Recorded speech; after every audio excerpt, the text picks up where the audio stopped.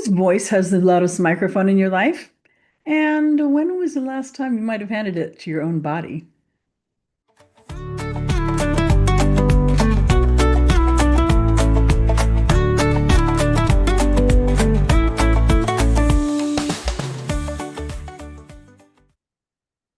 Today is a big day. Today, we're celebrating the 100th episode of the Nourished Life for Christian Women. Woohoo, little celebration. It's been a great ride so far, and we are just getting started.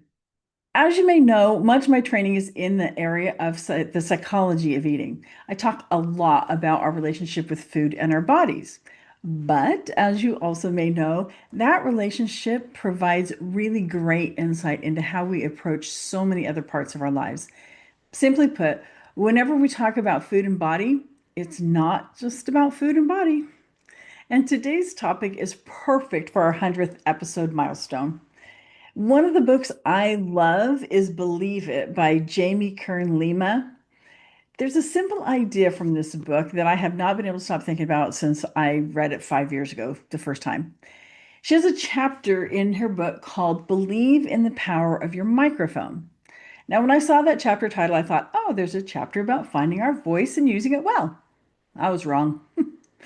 She actually shares the idea of thinking of ourselves as the one who holds the microphone, like a reporter or a talk show host. We can extend the mic or we can pull it back. We get to choose who speaks into the microphone and what voices we amplify in our lives. Every day, there are all kinds of voices trying to grab that microphone in our lives. Our culture wants it, social media wants it, diet culture definitely wants it. Our inner critic wants it. Our old beliefs or training from the past, our programming from the past, that wants it. Even well-meaning friends and family sometimes want it. But here's the great part. We get to decide who holds that microphone. That idea has been rattling around for a long time because it made me wonder, what if one of the voices we've almost completely muted is our own body? We may have handed our microphone away. I don't think most of us intended to stop listening to ourselves. It just happens gradually. A diet told us hunger couldn't be trusted. A fitness expert told us that soreness was weakness leaving the body. Someone told us that pain was just part of getting older. Someone else told us to push harder, rest later, no excuses. Somewhere along the way, our body was still talking. We just kept handing the microphone to everyone else. So, what does your body sound like? Imagine that your body has been sitting patiently in the audience this whole time. Not angry, not offended, just patiently waiting for someone to finally say, you know what, I'd like to hear what you have to say. What might it tell you? Maybe I'm tired. Maybe I need movement, not punishment, movement. Maybe that food doesn't make us feel very good. Maybe let's go outside today. Maybe thank you for drinking water, or maybe we need a little more sleep, or slow down. Notice something. Your body rarely speaks in shame. That's our brain that kicks in and does that to us. But our body speaks in information. And we confuse messages with enemies. One of the biggest shifts I've experienced is realizing that so many things that I viewed as problems were actually messages. Fatigue wasn't betrayal, it was information. Stress eating wasn't failure, it was information. Feeling stiff after sitting all afternoon, information. Feeling energized after walking through nature, information. Feeling heavy after certain meals, more information. Sleeping after strength better after strength training, information.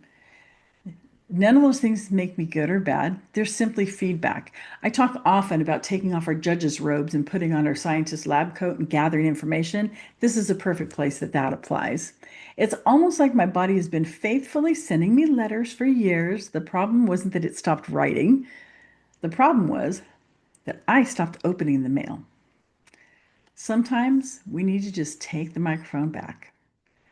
I wonder how often we've allowed someone else's voice to become louder than our own body's wisdom. Oh my goodness, I know I've done that far too often. Maybe we are listening to an influencer. a bathroom scale, a calorie tracker, old family messages, maybe perfectionism, maybe fear. Those voices get loud, really loud, but that doesn't mean they're right.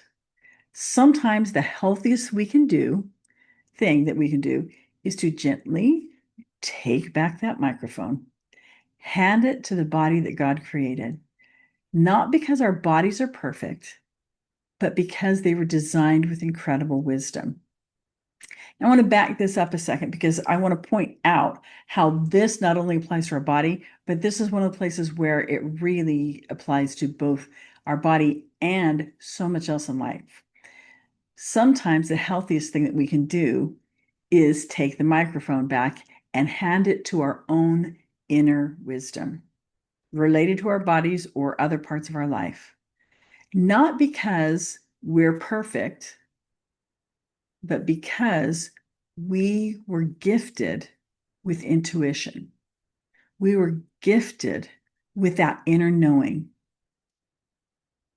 And when we're gifted with that, that's an incredible gift that can hold incredible wisdom.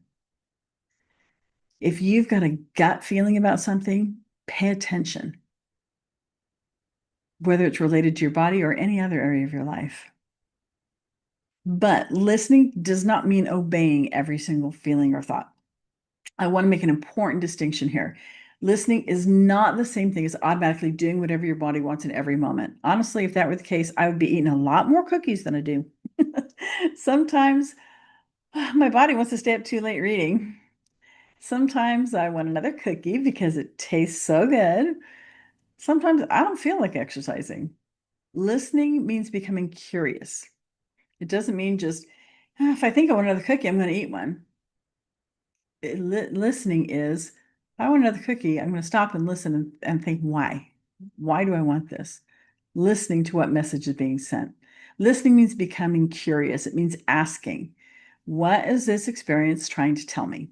That's a very different from simply reacting. Listening is thoughtful.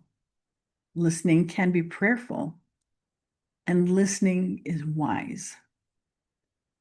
God designed our bodies wonderfully. There's a beautiful scripture that says, I will praise thee, for I am fearfully and wonderfully made. I think about that verse differently than I used to, not just because it's a beautiful verse, but because if God truly designed our bodies and the way that we function in general, wouldn't it make sense that our bodies have something worth saying? Not infallible, not perfect, but deeply valuable. Same thing with our own intuition. Isn't there something that must be worth hearing there? Not infallible, but valuable.